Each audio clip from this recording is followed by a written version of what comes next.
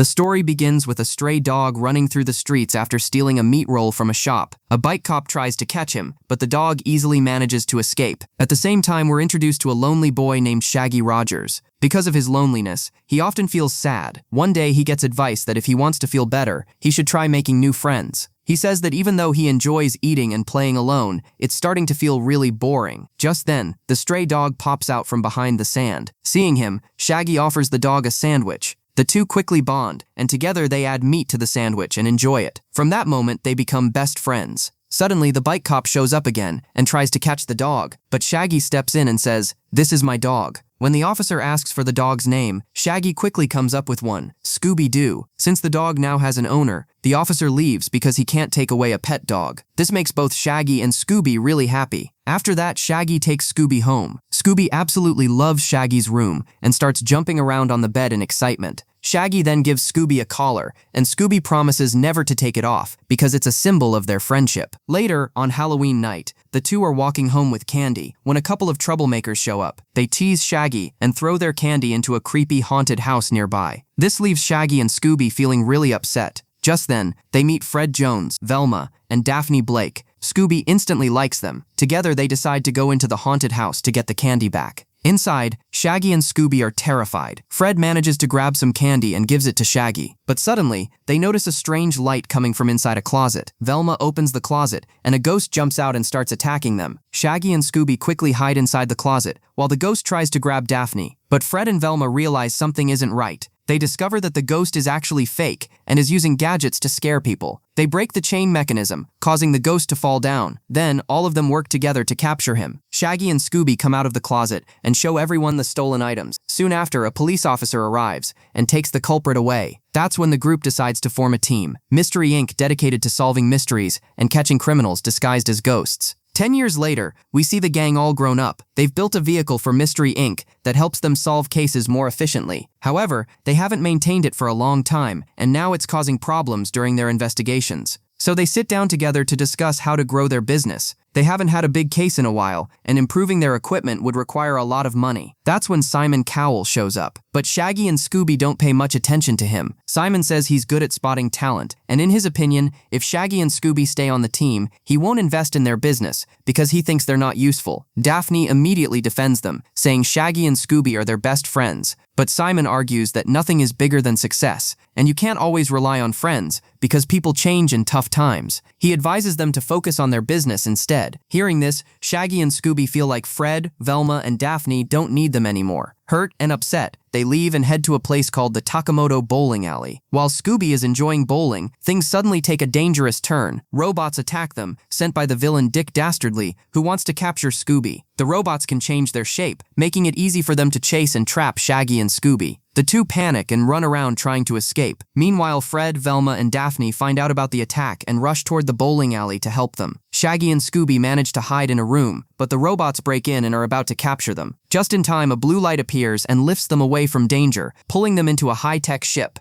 Inside the ship, they meet Dee Dee Skies, the pilot of the Falcon, and she takes them further inside. Shaggy asks Dee Dee why those robots attacked them. Dee Dee explains that Dick Dastardly is trying to capture Scooby. Just then, Shaggy and Scooby meet Blue Falcon and Dino Mutt, and they're super excited to see real heroes. But suddenly, an alarm goes off inside the ship. Dastardly is chasing them. Dee Dee quickly takes everyone to the control room and pilots the ship, trying to escape Dastardly's range. Meanwhile, Blue Falcon checks social media and discovers that Dastardly is searching for the 3 skulls of Cerberus, and he's already found one. Dee Dee realizes they have to stop him before he finds the remaining 2 skulls. Suddenly, Dastardly attacks their ship and tries to pull them in with a tractor beam, but Dynamut quickly reverses the beam, breaking the chain and freeing them. They manage to escape, keeping Shaggy and Scooby safe. Dee Dee then tells them they should join the mission, because staying on Earth won't keep them safe from Dastardly. Scooby feels like this is their chance to prove themselves to their friends, so Shaggy agrees, and the two officially join the mission. Now their goal is clear: find the remaining skulls before Dastardly does. Meanwhile, Fred, Velma, and Daphne arrive at the Takamoto Bowling Alley. They learn that a mysterious blue light took Shaggy and Scooby away. Velma questions the manager, who gives them a broken robot. After examining it and even analyzing a strand of hair nearby, Velma figures out that the robots are automated and were sent by none other than Dick Dastardly. Determined to stop him,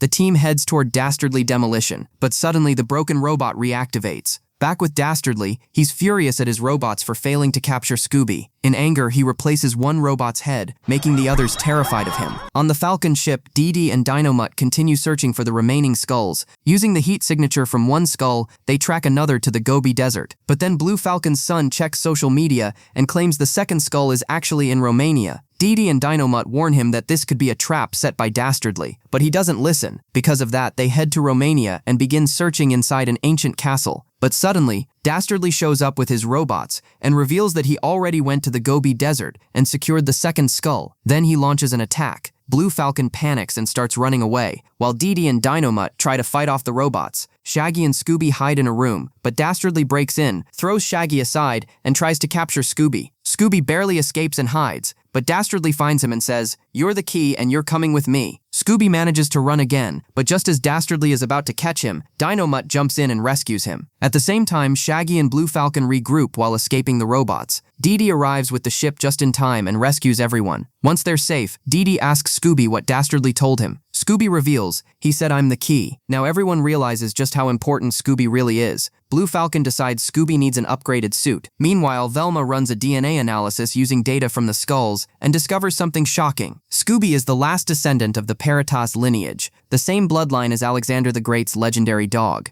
This means they must figure out why Dastardly wants Scooby so badly. At the same time, one of Dastardly's robots informs him that Scooby's friends are heading toward him. Dastardly orders the robot to send their location. He now plans to capture all of them. Back on the ship, Scooby is given a new high-tech suit, but when they try to put it on him, his friendship collar gets in the way. Scooby hesitates, but then agrees to remove it. This deeply hurts Shaggy. Feeling left behind, he quietly walks away and sits alone. Blue Falcon approaches him and says that when your best friend starts moving ahead without you, it can feel pretty lonely. Shaggy replies that they're actually a lot alike, because both of them are cowards at heart. After that, Blue Falcon walks away, leaving Shaggy in his thoughts. Meanwhile, Fred, Velma, and Daphne are missing Shaggy and Scooby a lot. They start looking through old photos and videos of their time together. Velma suddenly spots a photo of Shaggy and Scooby with the Blue Falcon team. This makes all of them really happy, knowing their friends are safe. But just then, a female police officer stops their vehicle and tells them to step outside. Daphne and Velma quickly explain that they're in a hurry to save their friends from a dangerous villain. Suddenly, the officer transforms. It's actually Dick Dastardly in disguise. Velma asks how he found them, and just then,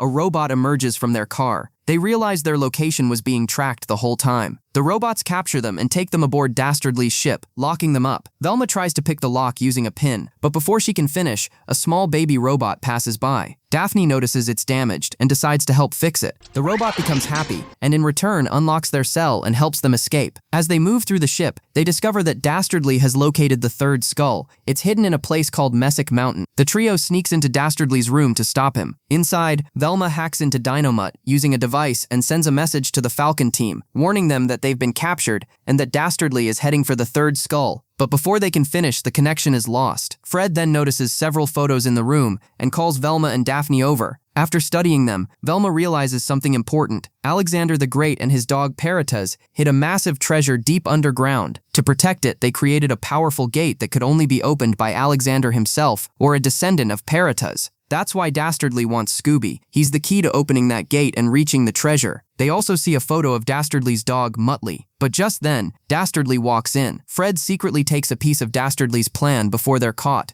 Dastardly gets furious when he sees them touching his dog's belongings. Daphne asks him who Muttley is. Dastardly explains that Muttley was his partner in crime. One day, they discovered a hidden portal to the underworld filled with gold. Excited, they planned to take it. But when Muttley went inside to bring the treasure out, something went wrong. The portal only allowed entry, not exit. Muttley tried to return with the gold, but the portal collapsed, trapping him inside forever. After telling this, Dastardly orders his robots to capture Fred and throw all of them back into jail. Meanwhile, the Falcon ship arrives at Messick Mountain. Dee Dee detects the heat signal of the skull and pilots the ship through a tunnel, leading them to a beautiful hidden location. After landing, they prepare to retrieve the skull. Shaggy says he'll stay behind with the ship to keep it safe, but Scooby disagrees. He believes they should all go together. Shaggy gives him a choice, him or Blue Falcon. Scooby chooses to go with Blue Falcon. This deeply upsets Shaggy. Out in the jungle, Scooby starts feeling sad too. He's never fought with Shaggy before, and it doesn't feel right. Dee Dee tries to locate the skull using her device, but it suddenly malfunctions. Dynamut then tries using a laser scan, but finds nothing. That's when Blue Falcon suggests using Scooby's sense of smell. Scooby follows the scent and ends up bumping into a small, mysterious man. When they ask him about the skull, he agrees to guide them. Back on the ship, Shaggy sits alone, feeling heartbroken. He notices Scooby's collar and remembers the promise they made to never leave each other. Suddenly, he hears a horn outside. When he steps out, he sees Fred and feels relieved.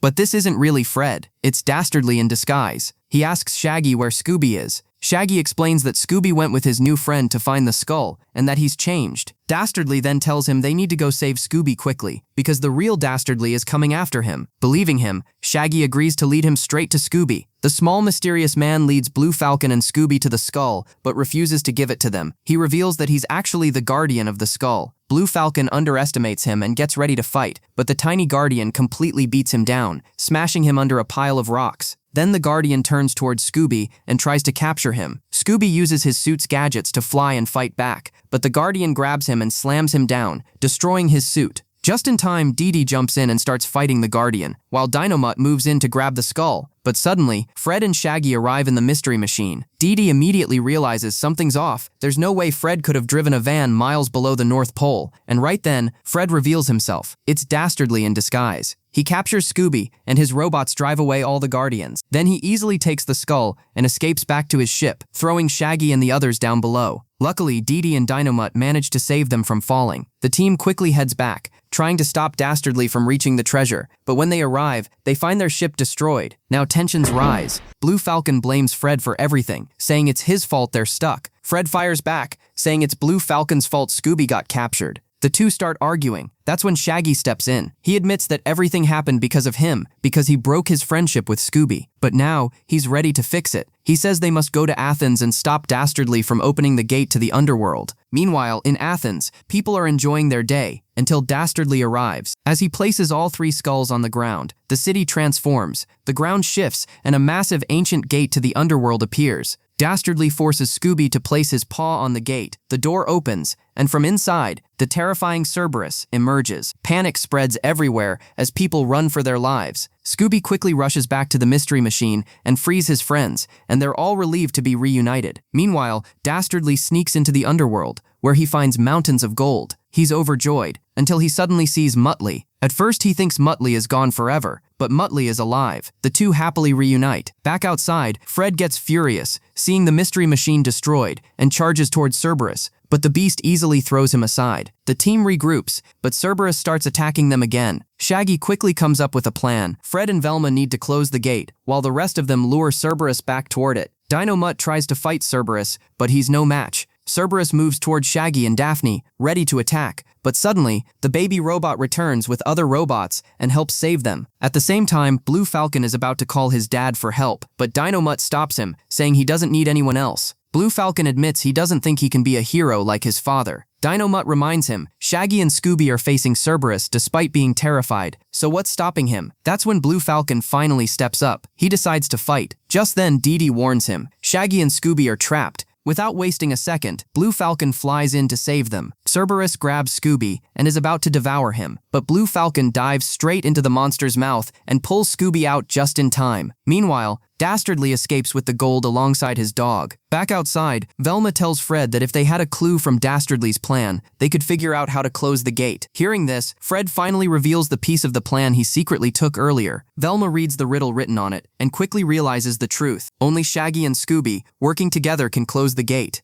At the same time, Shaggy throws a robot towards Cerberus, causing it to slip and fall back into the underworld. Shaggy asks Velma what they need to do. Velma and Daphne explain that one of them must go inside the underworld to lock the gate, while the other closes it from the outside. Hearing this, Scooby decides he'll go, but Shaggy refuses to let him. Instead, Shaggy steps forward and goes into the underworld himself. From the outside, Scooby places his paw on the gate, helping lock it shut. Slowly, everything returns to normal. But Scooby starts crying. He believes he's lost Shaggy forever. Just then, a statue of Alexander the Great appears nearby, with a final riddle written beneath it. Scooby understands what it means and calls Shaggy back. Suddenly, Cerberus reappears, but instead of attacking, it brings Shaggy back safely and then disappears. Seeing Shaggy again, everyone is overjoyed. Shaggy smiles and gently puts Scooby's friendship collar back on him. Their bond is stronger than ever. Moments later, robots capture Dastardly and his dog, bringing them back. The Falcon team takes them away. After that, we see Shaggy and the gang opening their brand new Mystery Inc. headquarters. The Falcon team arrives and gifts them a brand new mystery machine, making Fred incredibly happy. Everyone celebrates together, dancing and enjoying the moment.